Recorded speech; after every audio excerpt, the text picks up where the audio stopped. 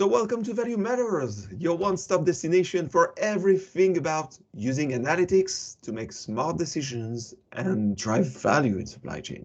My name is Johann, I'm your host, and I'm here to bring you the insights, the strategies, and the success stories from experts from around the world. Today is yet another episode of this podcast, and we'll be addressing a topic that's 100% brand new, cutting edge. A topic that I'm pretty sure relates to issues you've probably faced while using forecasts in making decisions. So if you're getting tired of having to refresh your plans each time a new forecast is being released, then you'll be more than interested in today's discussion. So welcome on board, fasten your seatbelts, and get ready for a deep dive into the world of value creation in supply chain. It's really time to make value matters.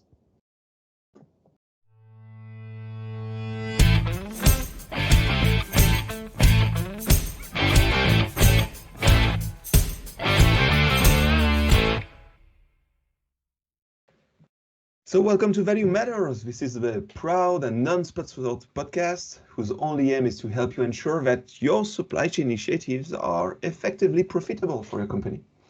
Today, I'm really excited and thrilled to be joined by Nikos Kourentzes, who's joining from Sweden, actually. We get to know each other mostly during the two last ISF, the annual International Symposium of Forecasting, organized by the IAF. And I'd like to mention that the next ISF will be held in France, probably organized in France, in Dijon, end of June. So there's still time for you to plan for it and to join us and connect with this awesome community. Nikos is an academic. He's a researcher with a strong expertise in predictive analytics. Predictive analytics being the topic he's teaching at the University of Skovde in Sweden, trying to pronounce it the best way I can. He used to be a member of the CMAF, the Center for Marketing, Analytics and Forecasting from Lancaster University in the UK, and he's still working very closely with them. He has developed a strong interest towards supply chain topics. And last but not least, he's, I would say, an intense writer. He has co-authored a reference textbook entitled Principles of Business Forecasting, the second edition with Keith Ord and Robert Fields. And he has published countless papers discussing his topics of expertise. And that's why I'm really looking forward to discussing with you today's topic, Nikos. Welcome to the show. Thank you very much for having me, and thanks for the invitation. It's really a real pleasure having you. Maybe we could start with a few words about yourself, your work so far, and maybe why you choose to go to forecasting and predictive analytics. That's yeah, sure. Actually, that's a good question. Whenever I talk, with the companies or with other colleagues, very few people ask why did you go into that. So very few people will have heard this story, but this is the fact that I actually started doing a PhD in forecasting to so it doesn't work. Halfway in my PhD, I changed my mind quite a bit, though. That's how you started. And did you always cover supply chain topics? So I would say my research is more driven by methodological and model developments, but without having a good application case, it becomes too theoretical. Not too theoretical in terms of, that is bad in itself, but the application always gives you very interesting questions and very interesting complications. And having started my PhD and my first years in my career in a business school, supply chain was the apparent, let's say, collaboration area. But also, supply chain is very important. Well, I mean, I think all your audience are interested in that. But even from a layman term perspective, if we improve supply chain, we can really help. We can really reduce waste. We can really increase sustainability. And forecasting, I see it as a central tool for that. Okay, definitely agree. So much impact when you are able to improve supply chain practice. And as an academic, do you also collaborate with companies, or is it pure modeling, theoretical work? Sorry about that. No, but that's a fair comment. I mean, I think it's a bit of both. I think it's very important to collaborate with industry for the reason we said before, that you actually face reality, you face real challenges. But at times, companies have very different objectives than an academic. They really want to solve problem A or problem B. Whereas as an academic, you also need to think like, all right, I need to invest 5 years to find hopefully an answer there. So you need to mix and match a bit. You need to choose to work with the companies that are somehow aligned with your research objectives. You need to work with companies that are sometimes not so aligned because you need their data or you need their perspective, but you also need to save some time to do the more theoretical side of work that, like if you don't develop the theory, sometimes there is very little you can add to the company compared to, let's say, some experienced consultant. And there is, I think where academics should try to keep a balance, not too theoretical, but not just applied as well. Okay. Right balance between those. A good trade-off. Yeah, exactly.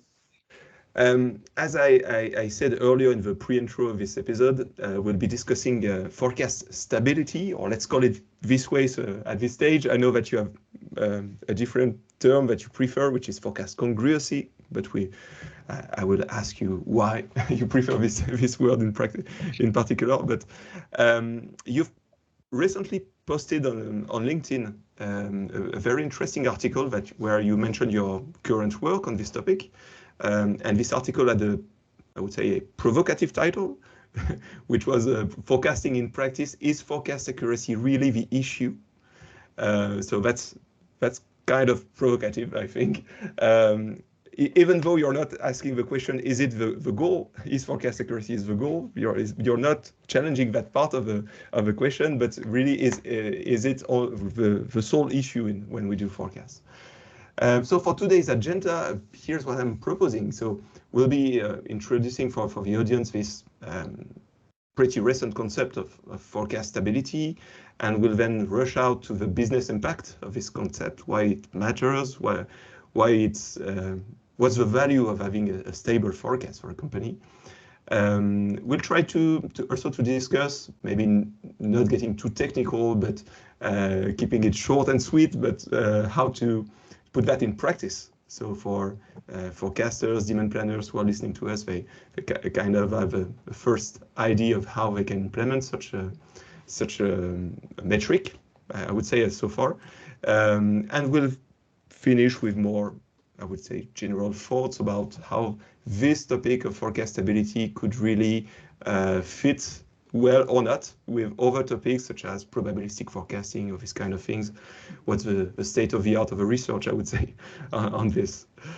So for our listeners, we will try to not to get too technical on this episode, to keep it inspirational, sweet, and fully packed with business value for sure. Let's go to introducing the concept then. So we are talking about forecast stability, which sounds kind of easy to understand for the audience.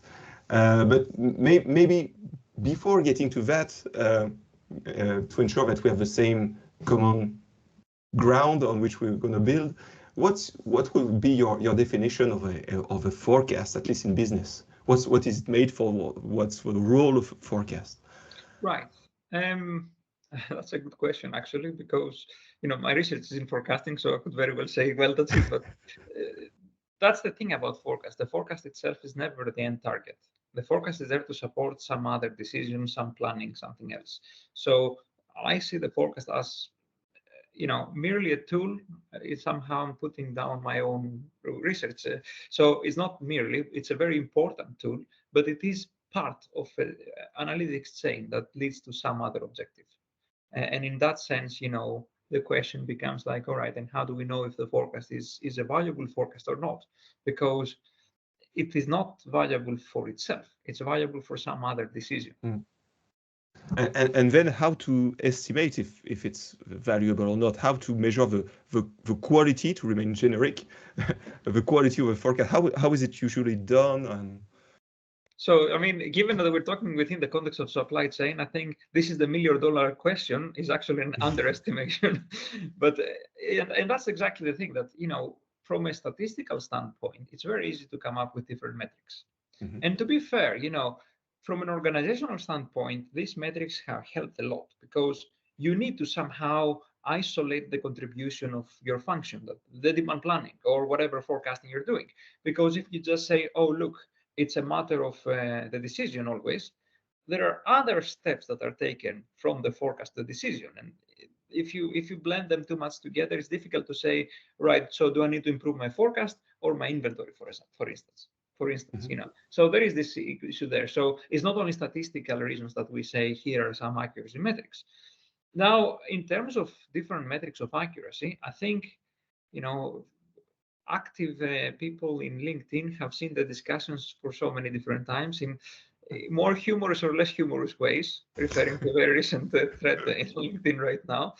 But there is a variety of metrics, and I think there are some metrics that we should let them rest, and some metrics that are a bit more useful. There are key characteristics of these metrics that we have to take into consideration. Like, for instance, do they have any numerical issues? Any that have numerical issues, we should just stop bothering about those. Do they give the right impression? Um, this is a quite more involved discussion about the impression, because what would be the right impression? For someone who is a technical analyst and someone who is more in a managerial position, far away from the technical analysis, this may be a different answer. And in some sense, I'm not too fast about that myself, in the sense that I still need to give an indication of the accuracy, because I don't think that the accuracy in terms of minimizing the size of the errors is sufficient. There is, for instance, the aspect of bias. Are we over or under forecasting? And that in itself is quite important for supply chains. So I think from my point of view, as long as we have a collection of different measuring tools, let's say, that can help give the right picture, that's sufficient.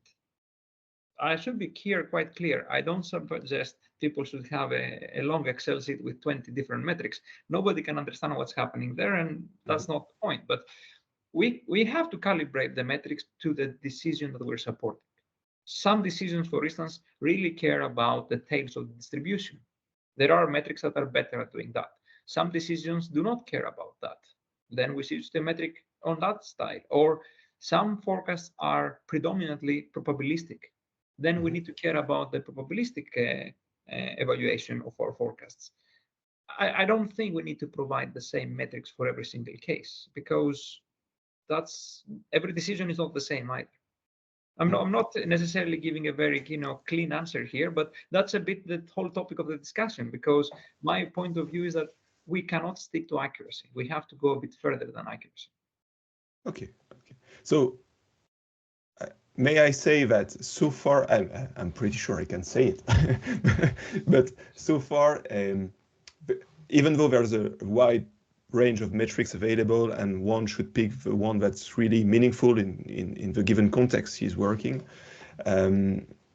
most of the metrics that are used in practice are accuracy metrics that really focus on the error, or maybe, and let's add bias to that, but that's mostly how we assess so far the quality of a forecast. Like if it was monodimensional, that the forecast, the only attribute, the only characteristic that we care of is its error, which sounds intuitive, but what we'll be introducing now is that there are other dimensions in a forecast, other ways to assess it that are complementary, that are not competing with each other. Each metric gives a different point of view and different perspective on the forecast, and matters as well, and sometimes even maybe as much or even more than accuracy. Yeah, that's right. I mean, we can be a bit practical about that. For instance, let's think about the classical demand planner who has to produce a forecast. Now, we may have a different discussion about having different forecasts for different functions, or one forecast to rule them all, and so on. But let's suppose we have the same demand planning team that produces forecasts for more than just inventory replenishment. In inventory replenishment, typically the quantile, we need the safety stock, and that would be a probabilistic forecast. So already we would need to introduce something like a pinball loss or something like that to evaluate how well are we doing for the safety stock, for the probability that matters. Then you could say, all right, but maybe you're also supporting from the same forecast, let's say the marketing team who want to do maybe optimize their marketing planning for promotions or pricing. They probably need to have an understanding of where the mean of the forecast lies, together with potentially other sites, because this has to go in some optimization to help them with the rest of the stuff. So from the same forecast, I need to ask it two different things. There is where potentially the discussion of do I need the same forecast or a different forecast becomes relevant. But that means then that if I have two different dimensions, if they agree, great, and that tells me something nice about my model. The model probably works quite well in different parts of the distribution, but they may not always agree. You may find model A being better for the inventory, model B being better for marketing. And this can also go because maybe model A doesn't have to be transparent, maybe doesn't have to give elasticities out, whereas model B for the marketing needs to do that. So how do I choose between the two? You can also find yourselves in situations where there is a bit of a trade-off. And I think that's fine, because as long as you are able to put all this thinking in a clear way on a piece of paper or on your computer, if you wish, you can solve that trade-off as well. You can say, look, if we have this sort of trade-off, we're indifferent. If we have this trade-off, we're potentially penalizing too much our inventory or whatever, depends on the situation. So that goes for me back to the whole thing. Let's focus on what's the objective of the decision we're supporting and try to match the metrics to that. Okay, definitely agree. And let's add into the game the forecast stability as a real dimension of the forecast, as a real characteristic of its performance. How would you define the forecast stability? Right. Let me give a bit of intro to that so that the definition becomes a bit cleaner. So first, I should say that this is ongoing work. So the academic side of the blog post you're referring to is still under review, which means that hopefully there will be further improvements rather than other issues there. And this is work that is joined with Kandrika Pritularga, who is from actually the Lancaster team you mentioned before. So the motivation of this work comes from the idea that we have seen in practice, both in terms of the academic side of research, but also talking with industry, that often we want to have a smoother forecast. Now, the word smooth, you can see it as somewhat associated with stability. And the basic forecasting techniques like exponential smoothing have exactly this objective. They don't care so much about following the time series to every single point, but they care about capturing the underlying structure. And in fact, if we go to the details of these methods, we typically want to pick parameters that will give us a more smooth version rather than the most accurate version. Or from another point of view, you can think about shrinkage estimators, very popular in regression with lasso regression and so on, which try to somehow say, well, look, we won't take the normal regression solution, but we take solutions with smaller coefficients because these are more robust. They're not so sensitive to information. So they would also give you a smoother forecast. Now, forecast combination does the same thing. Other research teams have tried to come up with ways of coming with better estimators for the task of giving forecasts valuable to the supply chain. What we were trying to understand in our case is like, why are we doing that? It's one thing to show something empirical. It's another thing to say, this is exactly what this, let's say, twisting your forecast to be like that, what it does. So, then when we ask twisting your forecast like that, like how? When we need to somehow define it. And this is where forecast congruence, I'll use congruence. We will discuss why I use congruence and not stability, I think, at some point. But I use congruence all the time because otherwise I will get confused myself. So the forecast congruence says the following. It says that we want the forecast as if you think about the forecast for next period. So let's say you're forecasting for, let's say, May. You're going to produce different forecasts for May, either from different forecast horizons or whatever is your variety of forecasts. You want this forecast to be as similar as possible for that specific month. The same goes then for the next month, June, for instance. I don't want the forecast to be the same between the months because, for instance, you may have time series with seasonal patterns, with promotional effects, with, let's say, trends and so on. So when we talk about smoothness, we would also talk about the shape across time. Whereas here, what we're talking about similarity within each period. What happens between periods, in some sense, is not such a big problem. The difficulty in defining that, at least from a technical point of view, and this goes down to how we measure it, is that we have to consider that we don't know all the shapes that one may have to face in their forecast. We don't know all the demand shapes, so we need to come up with a definition that will be somehow agnostic to the shape. It's not about getting a straight flat line. That's the most stable, if you wish, forecast. Yeah, this one will be very stable. You don't refresh anything, and then you're correct. But this doesn't correspond to, let's say, a seasonal product or a product with a short life cycles that we will see different dynamics over a short period, or all the stuff that usually your audience faces. So extremely high stability is not something that we should wish or want in a forecast. That would be my take. Yes, I would say that it becomes a point that it becomes destructive to value because it doesn't really capture what is happening in the market. Now, this statement cannot be general because there are some cases that actually the demand is so consistent that this might be actually true. And that's exactly the whole point of how we define that. We need to define it in a way that it can tackle all these diverse cases. But that's where, for instance, variability of your forecast is not sufficient, because it would prefer, if you try to go with the maximum variability, it would prefer actually a flat line.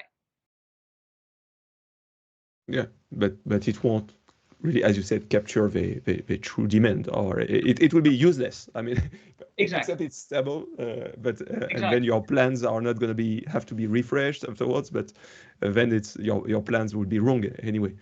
Correct. Whereas I can give the example of a maximal congruence forecast would be one forecast that would be deterministic. So it might capture, let's say, your shape of the seasonality. It might capture your promotional effects. It might capture all of that stuff, but it will not be updating based on your information. It will be fully deterministic. They will have nothing to update on your recent errors or recent changes. So you can see here if the difference if I would go maximal congruence or maximum, let's say, stability or less variability, or however you want to call it. I agree here. Terms are a bit messy. Yeah. So kind of to rephrase or reformulate, it's all about ensuring that if you're forecasting, I mean, today for end of June, and next week for end of June, and in 2 weeks for end of June, etc. We are here interested in how this forecast for end of June is changing as we get closer to that Correct. specific time frame, and the reason being that in many different contexts we have to make decisions right now, or to plan for the requirements to address this specific demand, for example, and we don't want our plans to have to change every week as a new forecast is released. We want to kind of our decisions to be stable over time. I think that's a good intuition, but that's not the only intuition. So it turns out that this formulation describes that, exactly what you said, but you can also show that this formulation is able to sort of, you could think around your forecast like a band of uncertainty. That uncertainty is not coming from the predicted distribution, it's coming from, let's say, how well calibrated is your model. Okay. These two things, measuring how your forecast would change as you approach your target, and that abstract band around your forecast, are eventually the same thing. So what we do with forecast congruence, we're aiming to find this uncertainty band of the modeling, not of your demand variability. And mathematically, it turns out it's simpler to estimate it the way you described. Yeah. But that's not the intuition we were aiming for in some sense. It comes as a byproduct. Okay. Okay, so But you're that's mostly well. interested in quantifying this model uncertainty and Yes. saying, okay, let's go for let's prefer a model with less model uncertainty because it will have less jitterness or change in the forecast because of this kind of uncertainty. The true demand uncertainty, we have to face it anyway, but the model uncertainty, we have to minimize it as much as possible. And think about it like in a way of, maybe you go a bit theoretical here, but think about somehow you knew the perfect model for a demand process. Mm-hmm. That model would not be jittery at all because it would have Exactly. the perfect information. Whereas a model that is with some specification from the unknown in reality perfect model will have some approximation to it. That approximation will introduce jitteriness. Mm-hmm. And in that sense, we're saying, if that band was very tight, that would mean that somehow I'm getting to a forecast that is, well, closer to what I want to have. Mm-hmm. And, maybe it's good here to say for the discussion that this metric and accuracy are somewhat connected. They're Mm-hmm. not pushing necessarily to the opposite direction. A very incongruent forecast is a very inaccurate forecast. Where things get interesting is when we go to very high accuracy, very high congruence. Then the connection breaks. Because, at least in my mind, let's ignore for a second the business reasons in favor of having a congruent forecast. From a statistical standpoint, once you try to maximize your accuracy, you don't necessarily end up having a forecast that looks very smooth or stable. It may or may not happen. Mm-hmm. It's not by definition it will not happen. Similarly, if you go for a very congruent forecast, Mm-hmm. eventually you may have it to be very, like I said, the extreme case is the deterministic forecast, in which case we know that it will not update to market conditions. So both extremes are wrong. Yeah. Yeah, completely. And you prefer the word congruent or congruency to as a qualitative for this as a way to formulate the name of this characteristic. Why? Because in my sense, stability is kind of easier to understand for most, at least non where English is not the mother tongue. Correct. So I see two reasons for that. The first reason is the useful reason, which is a stable forecast can be misunderstood as a flat line. I'm not suggesting it has to be like that. I'm just saying that someone can misunderstand as such. So And it could be confused. Okay. Yeah. So here is a new term. So people now have to be confused. What does this mean in my language? But the other reason that is necessary, I would say, is that the term of forecast stability is already taken. And if you would name it the same, then it can be quite confusing. And I understand forecast stability may be a bit too technical for the average forecaster because it's not often written in the textbooks either. So, I don't blame anyone for saying like, what is it? So I give an easy example what is forecast stability. It comes essentially from the work that has happened on linear models, ARIMA, and so on. But I can use exponential smoothing for this forecast stability. We want to use parameters in the model that will ensure that the model essentially does not focuses more on recent information. Let's keep it simple. So smoothing, let's say simple exponential smoothing, you can see it as a weighted moving average. Okay. Mm-hmm. And if you have a small smoothing parameter, a low value, you have maybe a long average, but at no point are you giving more weight to an older observation than a newer observation. So the property of the coefficients of the model that can allow for that is making a stable forecast. Mm-hmm. I'm oversimplifying here the definition. So, if some of my more statistically oriented colleagues listen to this definition, would say like, it's not that. And I agree, it's not that. I'm oversimplifying a bit, but essentially it is an expression on the parameters of the model that ensure that the model doesn't suddenly use too much of the old information in contrast to the new information. Okay. And would you say it's a totally new concept, or is it in the textbooks for decades, but nobody has kind of taken care of that so far? About the stability of the congruence now, which other two we're talking about? Oh yeah, about the congruency. So I think the idea has been there for a long time. I think a lot of people have tried to get their head around how they can achieve that.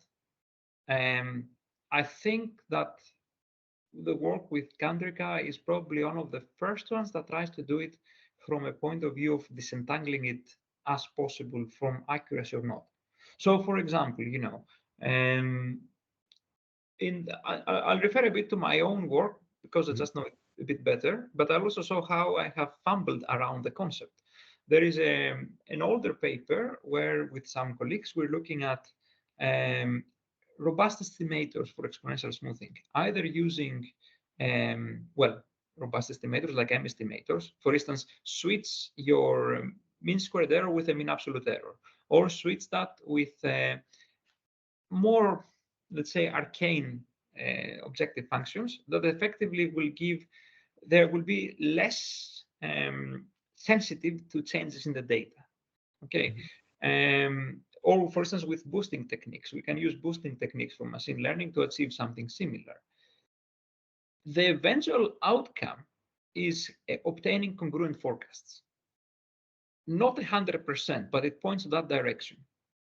If you think, for instance, I already mentioned that the shrinkage estimators, they will also point to congruent forecasts, but they don't necessarily achieve it for the same reasons. They achieve it because they have a different objective. And by the way, here is your congruent forecast.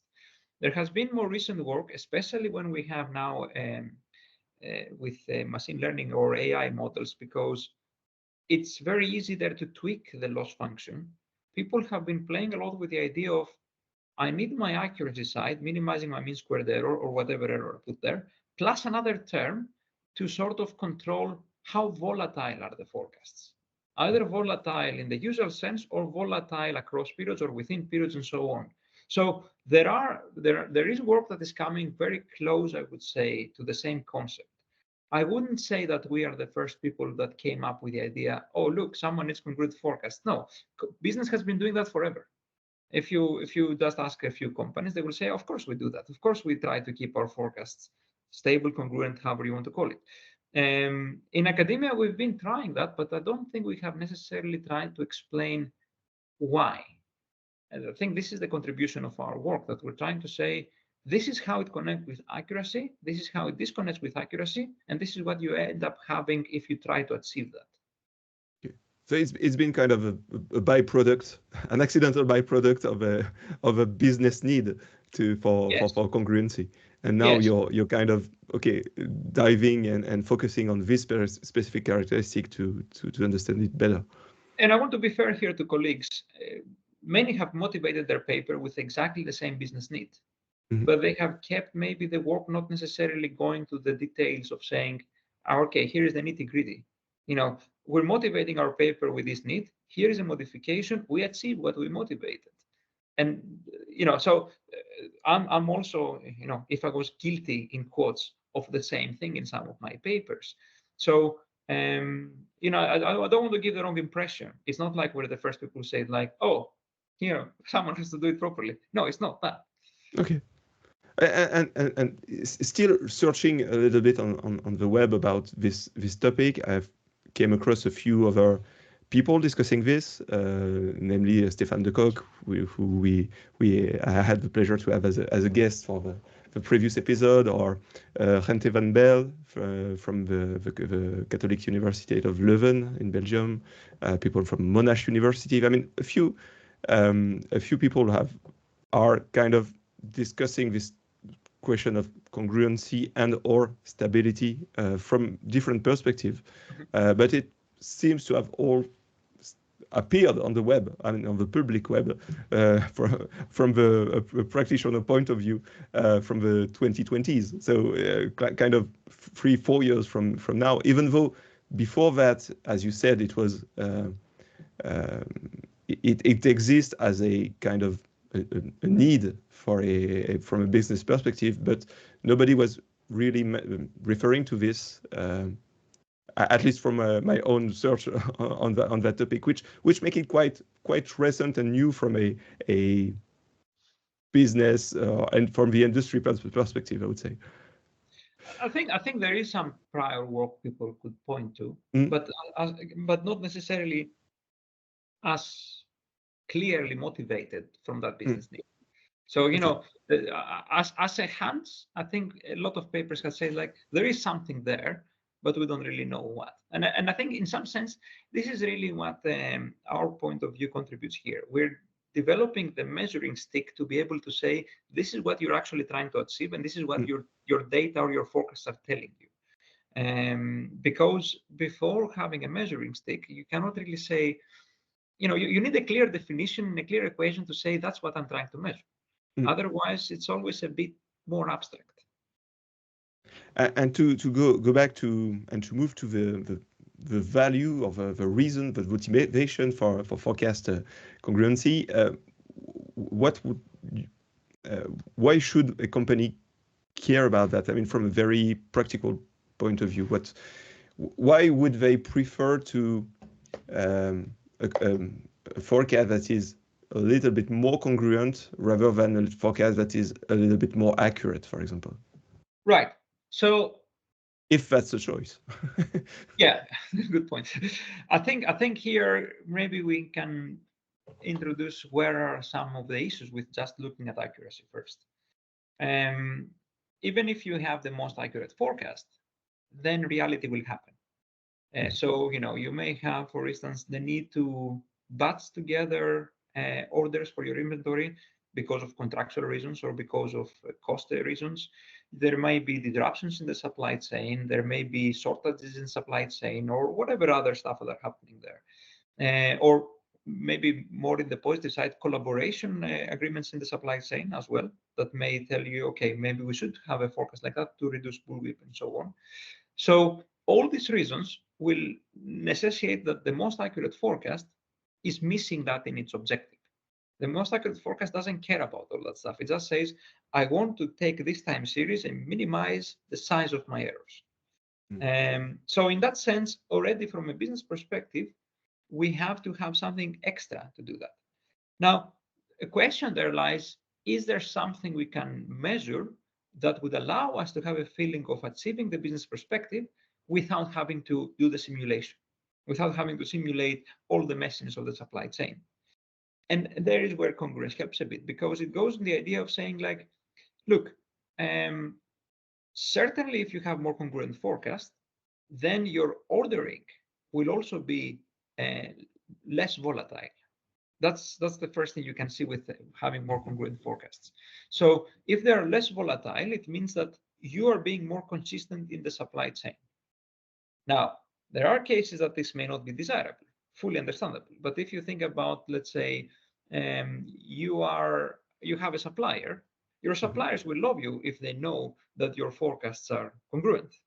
I mean, your orders are congruent in that sense, because then everybody can plan a bit better. Is that the most accurate forecast? No. Can it be a cheaper forecast than the most accurate? Yes, because you essentially reduce the cost for everybody in the supply chain if everybody is acting in a very consistent manner.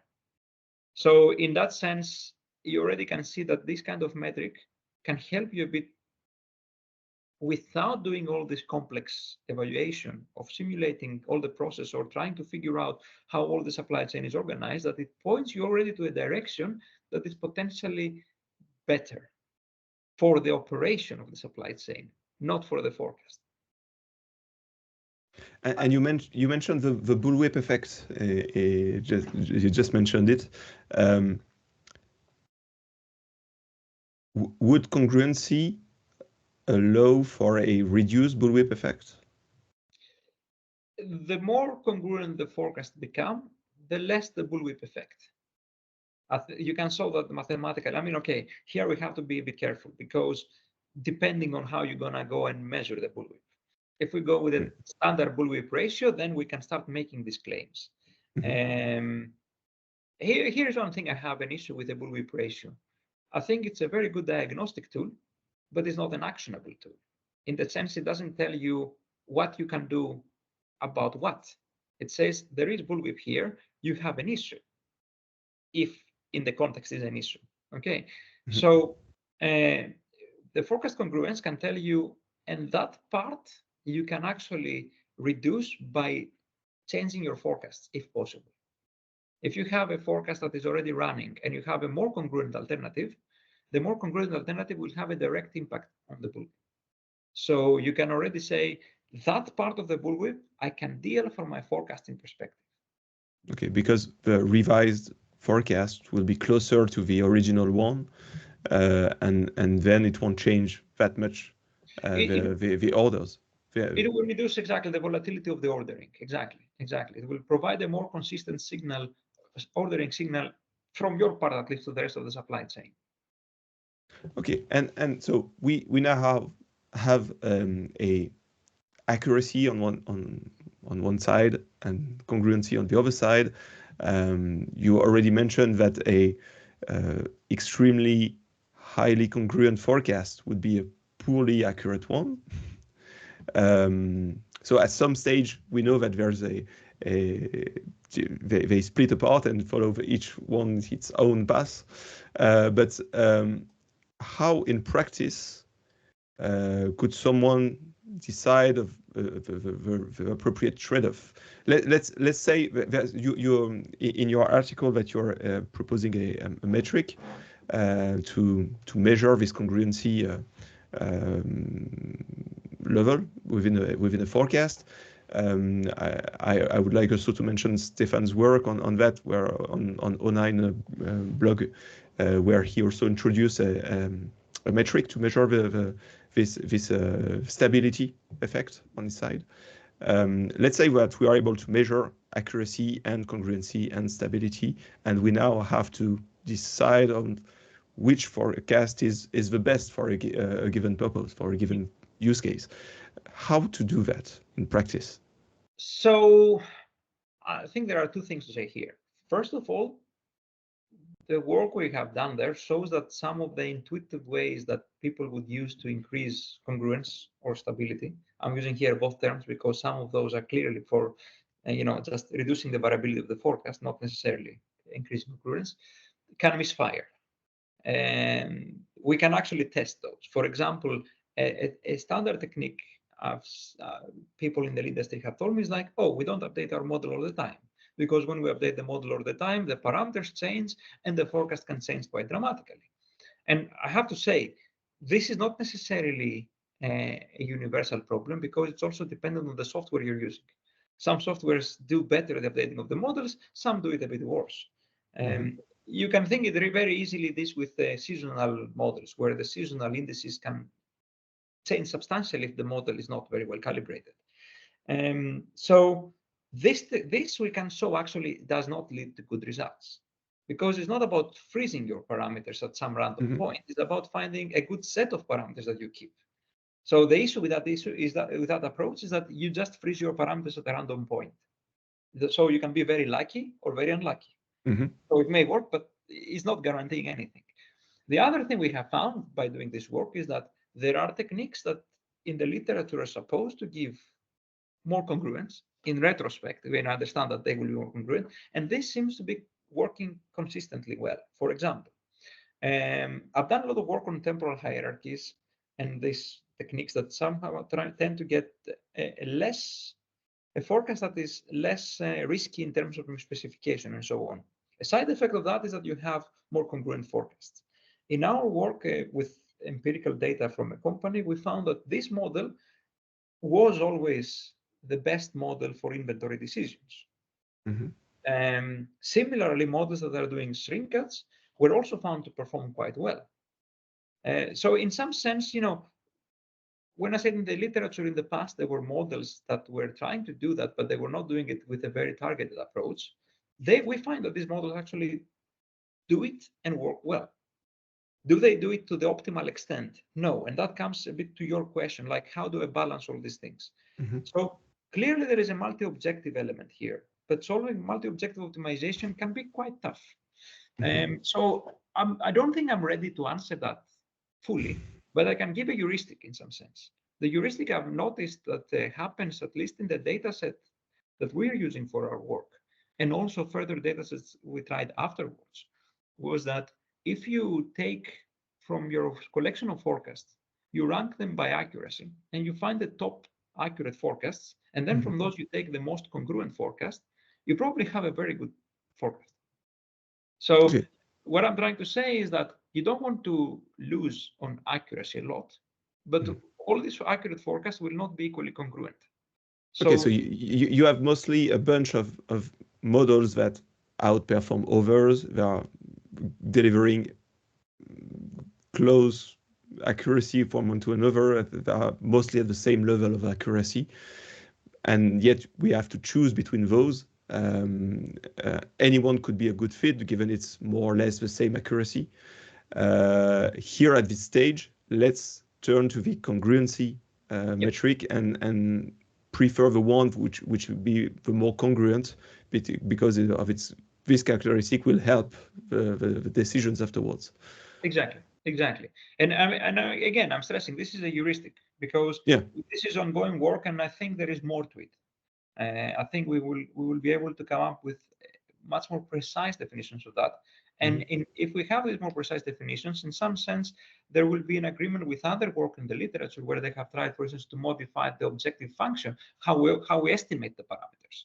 You know, there may be a way to estimate the parameters that I automatically get a very good balance between congruence and forecastability. The thing is, if I look at least from an empirical point of view, if I look at the correlation between accuracy and congruence, it seems to be hovering around 40 to 50%. And the reason why it's going like that is, as long as you improve from your bad forecast to a good forecast, both go together. Then you reach a region where all forecasts are quite all right, and your scatter plot becomes a cloud, which means that is a point where these two things actually disconnect. And that's why I'm saying that you can have forecasts that can stop improving in accuracy, but they can keep on improving in congruence, and vice versa. Maybe it helps here to consider the following. Think about overfitting and underfitting. That's a bit of an in-sample concept, but what do we say? We say, like, we want the model that captures just enough of the structure of the time series. We don't want to underfit, because then we're missing important elements. We don't want to overfit, because then we're potentially extrapolating randomness, and this will give us bad forecasts. Now, when we measure forecast accuracy, we hopefully do it out of sample. So in that sense, the most accurate forecast will not be an overfit forecast. Okay, but we can do congruence in out of sample. It doesn't really matter here so much. But we could also say, if we had the perfect model, that would be the optimally congruent forecast. We don't have the perfect model. We never know the perfect model. So a forecast could be undercongruent or overcongruent. An undercongruent model would be a model that doesn't update enough. Its coefficients, its parameters are such that it doesn't use all the information available in the time series. An overcongruent forecast will be a forecast that essentially has this congruency a bit more than what it should have it. Okay. Sorry, I actually confuse you here. I confuse here, because the undercongruent forecast is a forecast that is more volatile than it has to be. Right, and the overcongruent forecast is that goes a bit to the other side. So, you know, again, back to the example of the deterministic forecast, which is the most congruent you can get. A deterministic forecast will probably be a bit too congruent. However, it's very easy to make the statement that undercongruent forecasts are always bad forecasts. It's the same thing, like, as you could say, overfit forecasts are always bad forecasts. Overcongruent forecasts are not necessarily bad forecasts. Why?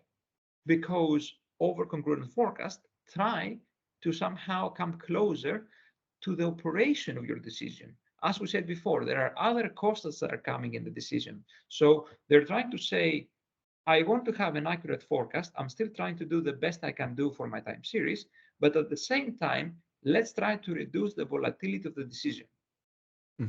So that would be the interpretation of overcongruent forecast. You're saying, yes, I know it's important to capture seasonality. I know it's important to capture promotions. I know it's important to capture all that stuff. Can you do that without messing up the orders? That would be an accurate congruent forecast. Whereas a just accurate forecast doesn't put the second restriction. A just congruent forecast says, I just want stable orders. I don't care about capturing seasonality or orders or whatever. And you mentioned in your paper, or at least on your blog, that you conducted a survey with practitioners or different companies to really understand if and how they did kind of select the forecast or prefer forecasts which have this characteristic of being more stable, more congruent. What were the big points from the big conclusions that you get from this survey? So, I mean, the point is that the majority of companies do something along those lines. You know, they have different heuristics to sort of stabilize their forecasts one way or another. The survey is fairly limited because the objective of the survey is to provide some evidence in terms of the academic writing, because it's very rarely that in academic writing we care about these organizational sides, and that's unfortunate because you may have academics who are close to industry, so they would say, yeah, I know this is happening, could I read something about that? Or people who are more theoretical would say, like, why would someone bother about that? You just do this. They ignore a bit the intricacies of reality. So the objective of the survey was that, and it was not necessarily to provide a very good breakdown of what's really happening in industry right now. That will be an interesting next step, actually. But it was fairly straightforward from the results we got to see that most companies do something along those lines. They do something thinking that I don't just pick the most accurate forecast. I pick a forecast that has some heuristic to control it. And this very specific heuristic that stands out and that many companies are applying. So some companies would use this idea of not refitting the model every period. And then you would ask every how many periods, then you would have a lot of variability in the answers. And then the other aspect was like, we only accept forecasts that are differing by X% over the previous prediction. So Okay. if they're within some margins, we just keep the previous. Okay, to kind of distinguish noise from true signal. Exactly. The problem with both approaches is that they're a bit hit and miss, in the sense that you may be very lucky with the point you stabilize your parameters, or you'll be very lucky with your forecast from which you start building your margins, or very unlucky. So that's the issue that these approaches have. They cannot consistently give you a safe answer. And this is, for instance, where the congruence metric is helpful, I would say, because it can demonstrate that. Even if all these techniques, like the more advanced forecasting techniques that I mentioned before, and these heuristics have exactly the same motivation and objective, the congruence metrics can help you distinguish the two sides and say, these achieve it, these don't achieve it. Okay. Let's move a little bit. Time is flying. It's really interesting. Bit more technical than what I thought at first, but I hope the audience and listeners are still listening, are still with us. I was wondering, while reading your article, but also it's a question that I've read on, or the motivation of the paper that I read from Gante van Bel. About whether stability should be in the forecast itself, kind of, okay, let's prefer congruent forecast, or let's build I would say congruent decision-making process, a process that's able to say, okay, the forecast is changing or is being revised and is kind of volatile, but I don't want my decisions, my orders to be that much volatile, because there will be cost because of that, maybe expedites, maybe extra hours for people, etc. So I would consider this volatility in my decision-making process while consuming the volatile forecast and trying to make more stable decisions. Yeah. What's your isn't that more natural? I mean, say, okay, accurate forecast, stable decisions. That makes pros and cons of changing the decisions. I'll first do the devil's advocate to that statement, and then I'll say my view. The devil's advocate is, then why do you even bother about the forecast if you're gonna do a decision making that's gonna not bother about the forecast? not bother is a bit too extreme, but in the sense like if the forecast have the objective of being the most accurate, and then you're gonna say like, all right, but then I'm gonna modify the forecast, so, or I'm gonna modify the optimal decision that I get from the accurate forecast to something else, then why do you need the most accurate forecasts? I think this both go into the idea of, both, I mean, any direction you take, if you're gonna keep, most accurate forecast or most congruent, or decision most congruent or optimal, goes in the idea, are you gonna tackle forecasting and whatever decision comes as separate steps that are isolated, or are you gonna somehow integrate them? I really think that we should move towards more integrated answers. But by moving towards more integrated answers, that does not mean that the individual modeling steps are necessarily erased.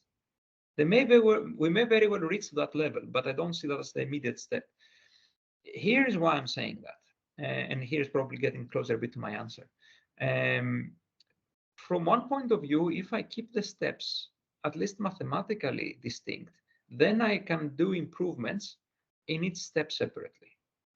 If I, the same time I can do that, I can write somehow an objective that I need to optimize, either from the forecast, either let's say from the ordering and so on. Let's stick to the inventory management, for example, which both of these steps should achieve. Okay, so in that sense, the most accurate forecast, it seems suboptimal if I understand that accuracy is not everything. Taking that input and trying to change it so I achieve another objective, well, why did I bother with the difficult objective in the first place? Like, shouldn't they both have the same objective, both steps? So I would say that then, let me take the argument the opposite way. Focusing only on the congruence in the ordering might ignore the forecasting accuracy in the forecasts. And then you might end up having higher cost solutions at the end. Yeah, so I'm less about kind of ignoring the accuracy or rejecting the updated forecast accuracy, but more about, okay, with forecast A has been released. It predicted 100, and we've built a plan for those 100 different orders, different decisions based on that. And now 1 month later, forecast is not 100 anymore; it's 80. What should we do? Should we stick to the decision and then we'll occur cost because we have over forecasted the plan, or should we kind of considering that we are already committed to 100, what would be the cost to kind of change that commitment and reschedule the whole stuff? And does it worth it to change in terms of financial impact? Kind of a little bit like a feedback loop, where you're on your decision and say, okay, this was wrong. I'm still able to change it, but it will mean expedites and these kind of things. This will be the extra cost. Is it worthwhile or not? Yeah, so that's a bit the point for me here, that instead of having to do these corrective actions, because each step looks to points to a different direction, can we come up with a different way of doing it so that all steps look to the same direction being the objective, so that there is less need for corrective actions? So we can reduce the need for that. But Exactly. And here I'm not suggesting necessarily that whatever solution that may look like, it will be dramatically different. For instance, Stefan's suggestion, it may actually end up being quite similar. But we need to understand the logic and the mechanics there a bit further, because currently to me it looks like, I'm researcher in forecasting. I will focus a lot of my work there, but I'm very, I'm very apprehensive that if the inventory policy that is followed afterwards is not matching the forecasts, let's say it's not doing a stochastic inventory policy or whatever, well, any improvements in accuracy is pointless. I understand that.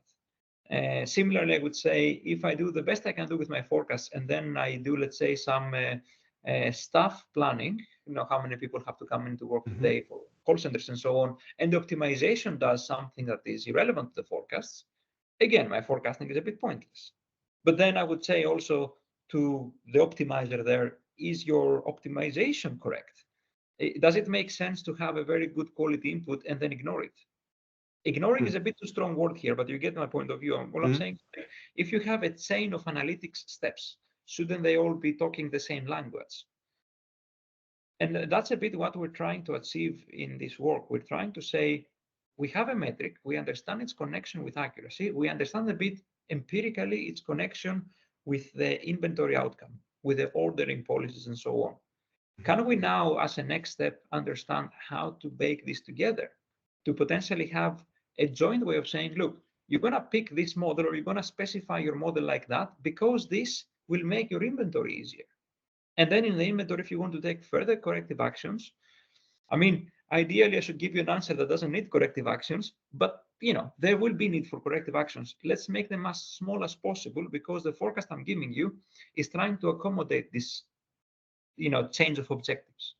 So are we there yet? Can I do that right now? No, I cannot do that right now, unfortunately. But that's why I'm saying in the very beginning, that's ongoing work. But that's my vision, at least on that. So I don't disagree with colleagues who are saying like, oh, maybe we should do this more there or more there, because I really don't know where the answer is, but I can see that there is a waste of effort or value if I just say, give me the most accurate forecast, and I'm going to then do something very interesting with it. I think so far people are kind of aligned on that. I mean, all the research tend to move on the improving the forecast or adding this characteristic to the forecast rather than using the decision-making process to kind of account for that volatility and measure pros and cons of changing a plan. So you seem to be all aligned on that, so that's a good point. I was just really thinking of that and asking the question, truly. Maybe very last question. How would you, I have two of them, but I'm not sure we would have time for that. How would you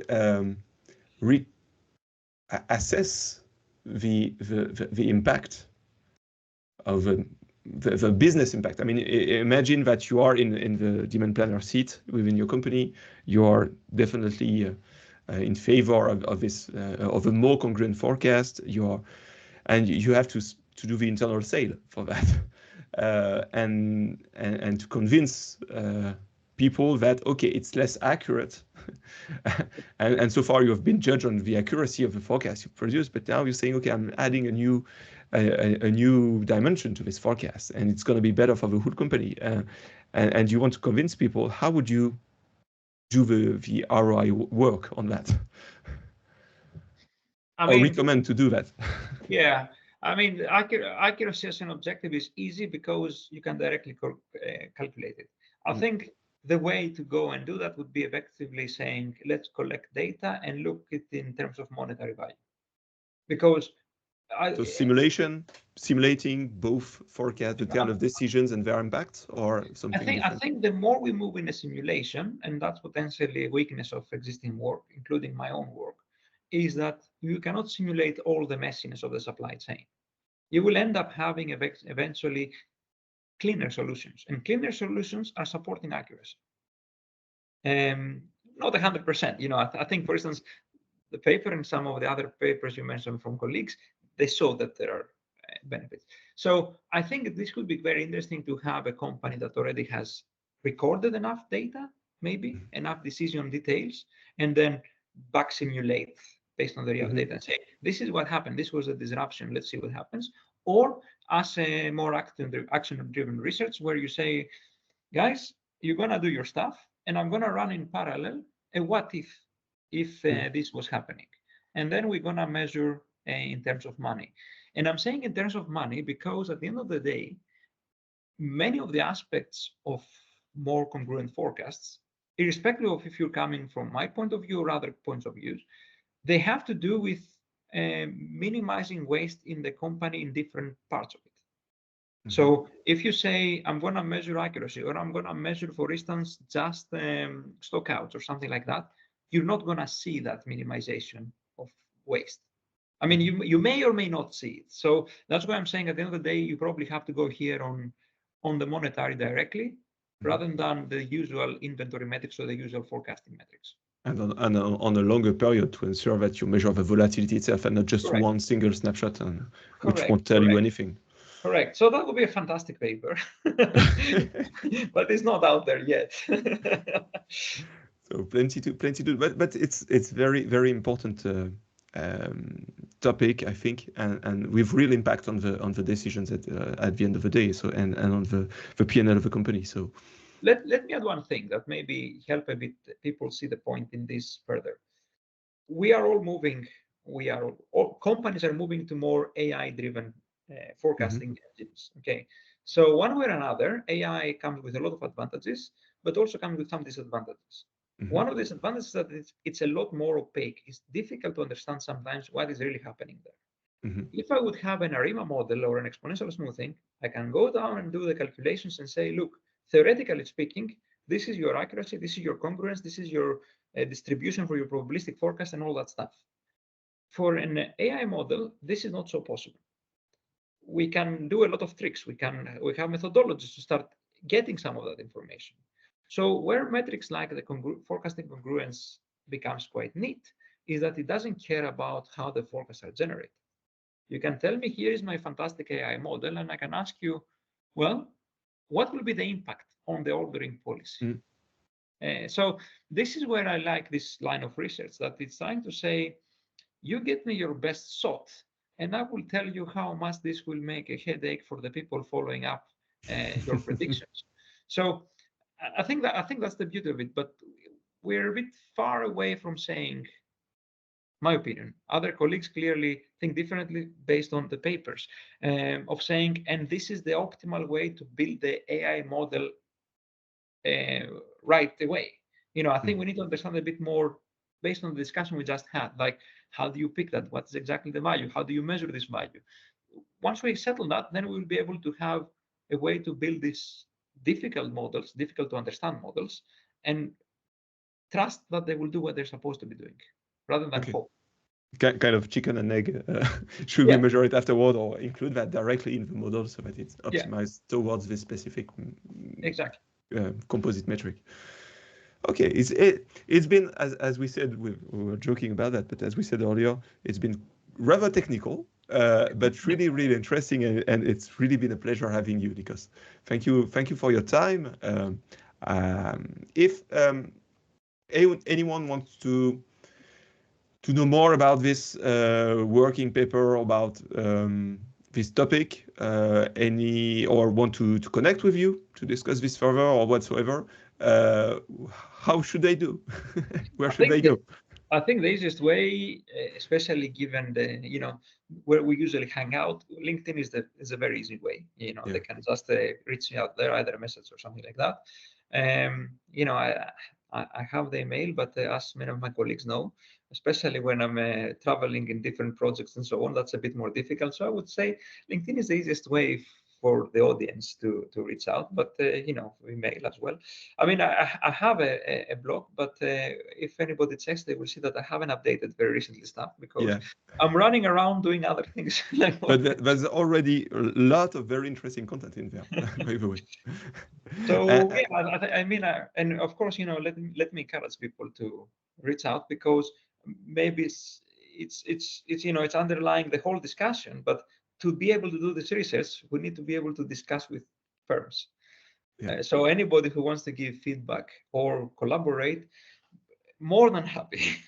Okay. I will join in the link for this episode, your contact on LinkedIn, and the link to your articles, as well as to the other people discussing this topic, which we are not that much. So I will share about this in the comments below this episode. Usually, to end this podcast, we have this very ritual question about recommending topics that you think are definitely underrated and that would definitely bring a lot of value to the supply chain practice. Do you have anything that came to your mind about something that would be worth covering in this podcast, or people that would be worth interviewing? I mean, I think what people would benefit from is different points of view. So in terms of textbook, I am a big fan of the textbooks that the team in Australia, Rob Hyman and George Anasopoulos, have given out, because they're also coming with a lot of R examples and they're free. But I will also point to the work of Ivan Sventukov from Lancaster University, because he takes a quite different perspective in explaining things. I like to say we have similar perspective in a few things, so that's maybe why I like it. But diversity in opinions, and especially new opinions, I think they're very valuable. So in terms of textbook and explaining forecasts and stuff like that, these are the two sources. Even if I have authored my book, I think also it's 2017 when it was authored. So it's more like classical textbook now rather than, changing the scene. So in changing the scene, if people are not familiar with the work that is happening right now in hierarchical forecasting, I say this is extremely active field. And it does a lot more than what we thought about top-down and bottom-up. Not about the techniques, like the different applications and so on. So there is a special issue that was released recently in IJF. Now, I appreciate that the audience may not have access to the academic journals, but I'm quite certain that many of the papers are available in some version online already. In that, there is a review we have co-authored with colleagues in Australia. I think it's a good read because it gives different applications, different perspectives, and a way forward. And it might be very interesting for practice. Okay. So I'll try to add some links to this one as well. If I finding a public one, a big version of the paper or not, but I will try to add that. Thanks a lot, Nikos. Again, it's been really fantastic to follow up our previous discussions here and there, and I'm looking forward to see you in Dijon and to keep on discussing these great topics together. Looking forward to that. Thank you for having me. Thank you very much, Nikos. Bye-bye. Bye. And here we are, dear listeners. Thank you very much for your time. I hope you enjoyed listening to this rather technical yet very important podcast. As I keep saying it, this podcast is entirely yours. So feel free to reach out and to ask for any specific topic you'd like me to cover, or if you want me to interview someone, or if you want to be interviewed and to share about your own experience or your own feedback from putting in practice some very specific point. I would love to have you as my guest, so feel free to reach out. If you enjoyed this episode, please share it with others, your friends, colleagues, and so on, and leave a rating. Feel free to comment and share your feedbacks on it. Also, remember to subscribe to this podcast series, so you can do so on your favorite platform, as you'll be sure not to miss any coming episode. Thanks again for listening. I hope you'll be joining us soon. And in the meantime, don't forget, in supply chain more than anywhere else, value matters. Thanks a lot. Cheers.